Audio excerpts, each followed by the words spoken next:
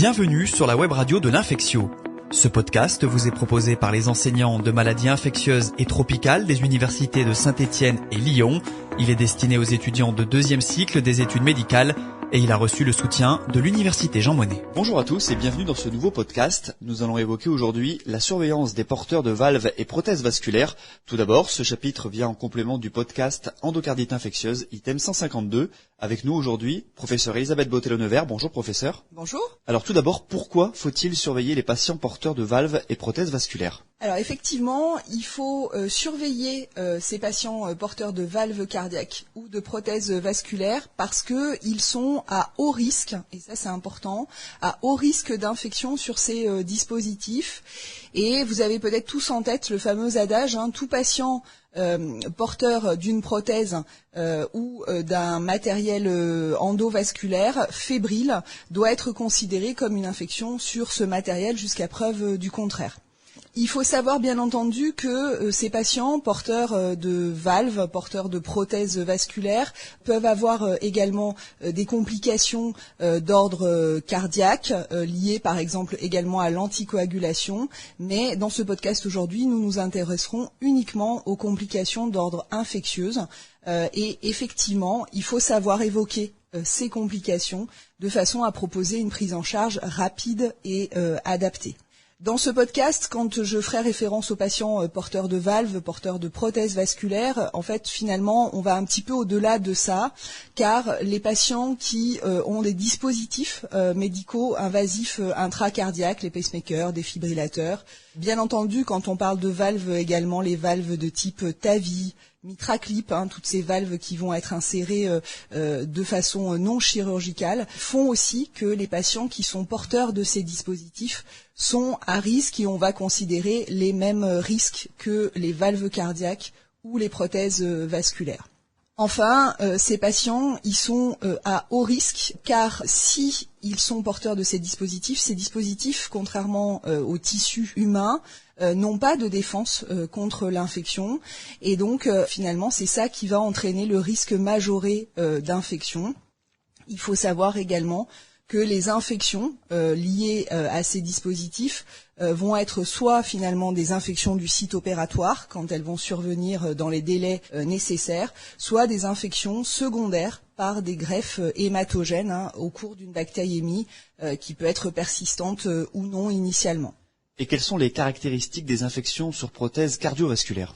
Alors, ces infections, elles vont avoir pour caractéristique, comme ces patients sont à haut risque, d'être plus fréquentes que sur d'autres types de patients qui n'ont pas ces dispositifs. Elles vont être également plus graves parce que souvent la prise en charge va être plus complexe, associant souvent une prise en charge médico-chirurgicale. L'expression clinique, parfois, peut être différente également, car souvent, on va avoir des bactéries ou des champignons, éventuellement, qui vont infecter ces dispositifs et vont se mettre en biofilm, ce qui fait qu'on aura une expression peut-être un peu plus larvée, initialement. Et puis, là aussi, habituellement, dans le cadre de la prise en charge de ces infections, on va avoir une certaine complexité liée à la présence du matériel. Par ailleurs, d'un point de vue microbiologique, par rapport aux infections cardiovasculaires hors matériel, on peut avoir une épidémiologie microbiologique un petit peu différente. En effet, du fait de la porte d'entrée, notamment si on est dans le cadre d'une infection du site opératoire, on peut avoir des bactéries multirésistantes, alors éventuellement du staph doré résistant à la méticilline, mais notamment des staph coagulase négatifs résistants. Et puis on peut également avoir finalement des bactéries à gram négatifs, notamment au niveau des prothèses vasculaires avec certaines résistances aux antibiotiques. De la même façon, on peut avoir des pathogènes qui habituellement sont peu présents dans les infections cardiovasculaires, qui vont être par exemple des levures, et ce caractère un peu inhabituel est lié à la présence de matériel. Et puis, on va pouvoir avoir également des infections liées à des micro-organismes qui habituellement sont peu pathogènes, mais du fait de la présence de matériel vont pouvoir être d'authentiques agents infectants. C'est le cas des staph coagulase négatifs et puis par exemple des corinébactéries. Ce qu'il faut retenir en général, c'est que les caractéristiques microbiologiques vont être plutôt d'ordre monomicrobien quand il s'agit d'une prothèse cardiaque, car finalement l'infection va se faire par voie hématogène. Et quand on est sur une prothèse vasculaire, souvent l'infection se fait soit par contact, soit par contiguïté avec par exemple le tube digestif. Et on va avoir souvent des bactéries gram négatifs et puis un type d'infection polymicrobien. Comment fait-on le diagnostic ? C'est comme tout. D'abord, il faut y penser, il faut l'évoquer. Encore une fois, hein, une fièvre chez un patient qui est porteur de dispositifs de ce type-là, il faut vraiment y penser. Il va falloir donc mettre en place la réalisation d'hémoculture, bien entendu avant toute antibiothérapie, confère le chapitre bactériémie. Par ailleurs, la procédure pour conduire au diagnostic étiologique va être le même, puisque on va utiliser par exemple l'échographie cardiaque en cas de suspicion d'endocardite infectieuse. Donc je vous laisserai vous référer au chapitre endocardite infectieuse. On va aussi, notamment quand on a des infections sur matériel, avoir usage assez fréquemment du PET scanner, des scintigraphies au locaux marqués, éventuellement des angioscanners, notamment pour les prothèses vasculaires.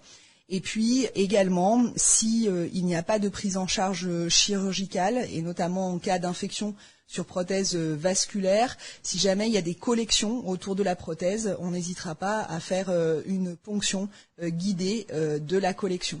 Il faut savoir qu'il y a quand même quelques petites particularités quand il s'agit d'endocardite infectieuse sur prothèse cardiaque. Il va s'agir notamment de complications souvent hémodynamiques ou emboliques. En effet, souvent la prothèse va pouvoir être désinsérée, par exemple, et donc ça va avoir des conséquences hémodynamiques. Il peut y avoir des végétations de grosse taille, là aussi, donc avec des présentation embolique importante. Comme toute infection sur matériel, et notamment si le matériel reste en place, on va pouvoir être amené à avoir des rechutes, car finalement, malgré un traitement parfois bien conduit, l'infection va revenir. Et puis, comme déjà dit, dans le cadre de ces endocardites sur prothèse, il y a souvent besoin d'un geste chirurgical associé au traitement médical. Et quid de la prévention ? Alors, la prévention, avant tout, c'est l'éducation du patient. Un patient qui est porteur de dispositifs de ce type-là, il faut vraiment l'éduquer aux risques infectieux, aux autres risques bien entendu. Et puis également, il faut éduquer les médecins, donc notamment vous en formation, mais également les médecins qui prennent en charge ces patients pour, encore une fois, garder un degré de suspicion important et ne pas hésiter à faire en sorte de mettre en place les examens pour pouvoir faire le diagnostic rapidement. Et puis bien entendu, il y a la prévention également primaire qui est importante, à la fois par l'éducation, mais également par le biais par exemple d'antibioprophylaxie. Et pour cela, je vous renverrai vers le chapitre de la prévention dans l'endocardite infectieuse. Merci beaucoup, professeur Elisabeth Botello-Nevers. Merci à vous, bon courage. Ce podcast est un complément à l'ouvrage de référence du Collège des enseignants de maladies infectieuses et tropicales, le PI étudiant.